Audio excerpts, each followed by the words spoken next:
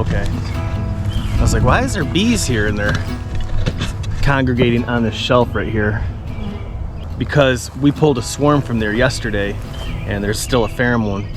Hi everybody, welcome back to Bobby's Bucks, and today I wanted to talk a little bit about what I've did so far.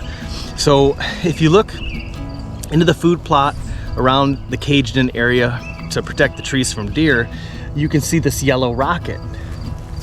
So this yellow rocket, it gets mixed into your brassica seeds and it germinates in the fall, flowers in the spring, and it's bitter. The deer don't like it, the rabbits don't eat it. I say rabbits because I have a rabbitry, and this food plot is food for my rabbits as well as deer in the fall. First thing in the spring, we went through with a dethatcher and we cleaned everything up. Got the sticks and the leaves off the food plots so everything could start to grow. And we overseeded some clover, some buckwheat, and it's a great time to even start your plot because it really doesn't take much to get it down to bare seed or bare soil. Also, our watering hole right here, when we went to go check on it early in the spring, there was a dead possum in it. So we removed the dead possum, emptied out the watering hole, refilled it, and buried the possum.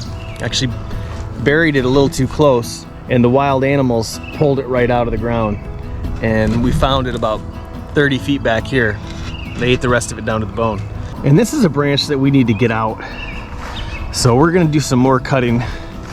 But this tree right here is my favorite tree to climb in, and we're gonna get in there and prep it. This is a private land, so I can use these screw-in pegs.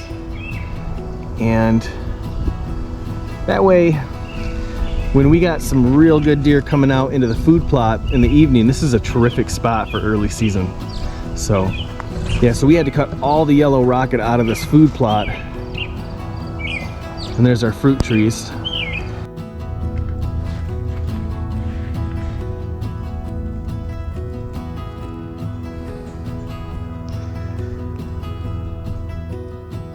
Today, it's mid-April, and I'm on my property. I'm gonna put in some pegs into one of the trees that are on my property that has stems that are about 1 foot wide. 3 of them at the very top, maybe 15 feet up. I'm gonna go up a little bit higher. I'm gonna hunt, well, where we can hide a tree stand. You know, if you're hunting out of a saddle, even better, because I feel like the mature deer, they see these tree stands, especially like big ladder stands, 2-man stands, things like that. The big deer will actually come in downwind or you know, in a strategic position where they can smell somebody in that stand. The big deer do that. The younger deer, you're gonna get away with more. You're gonna be able to harvest 1-2-year-old deer without that. But when you're hunting older deer, you're gonna wanna take that into account. You're gonna wanna make sure that your stand is up between those stems where the deer can't see it. It's out of their immediate eye vision. They have to really look up 20 feet at least to see that stand. Or even better, hunt out of a saddle. Just put the pegs in or a ladder in. They don't notice things like that. Every little bit helps. And you know, there's no one thing that you can do that makes this ultimate difference, but you stack all these things together and your chances are so much better.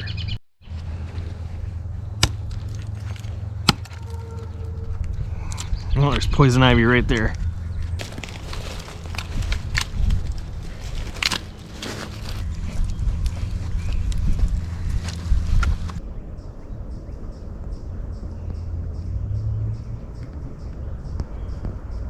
So whenever you have a tree that has stems that are like 1 foot wide, these trees are ideal to hunt out of. You want to get up there and put a stand in one stem that is upright, that's going vertical, the most vertical out of all of them, because sometimes you'll get like 45s or 60 degrees or something like that.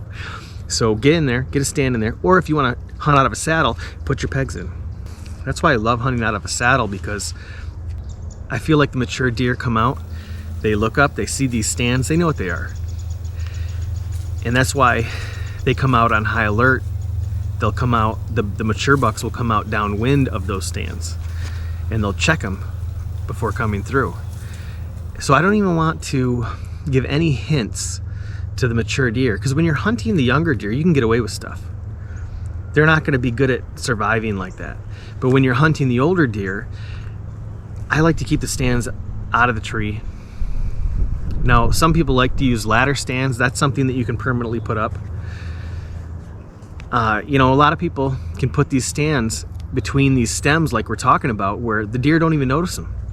So this is an opportunity. Trees like this, make sure you brush that tree stand in so they don't even know there's a tree stand there.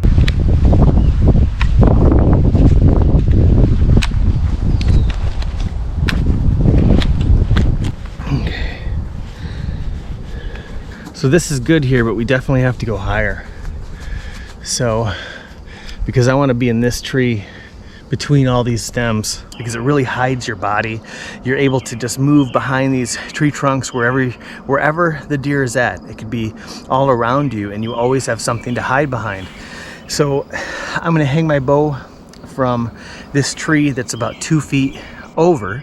I'm just gonna hang it right here, but there's one branch that I have to get out of the way. But what I did was I climbed up one stem, and I'm gonna hang my platform on the tree that this is actually connected to right now.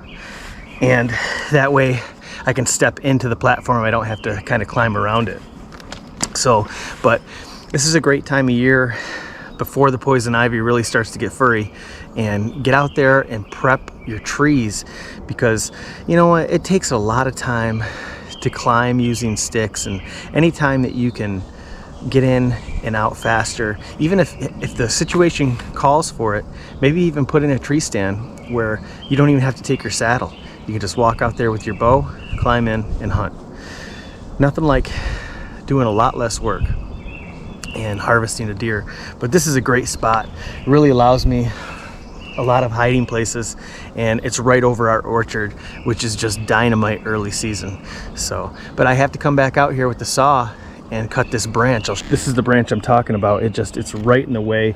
This entire shooting area, it's really going to cause some trouble. So, because we only have this little area, this lane right here to the right. So.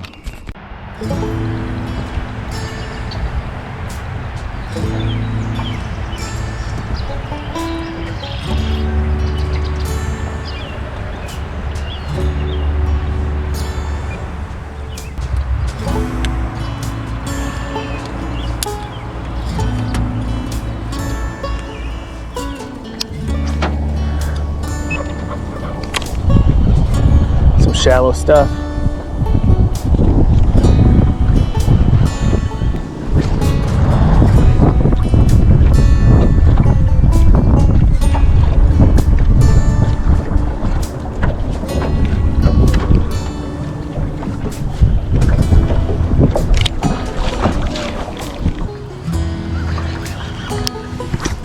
Oh, shit.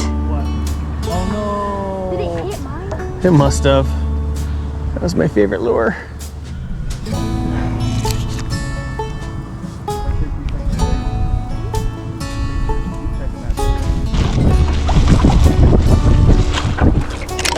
Go. You really bend it and put it out like that so it looks bigger. Yeah, baby. Now give it a kick on the mouth. Smell its mouth.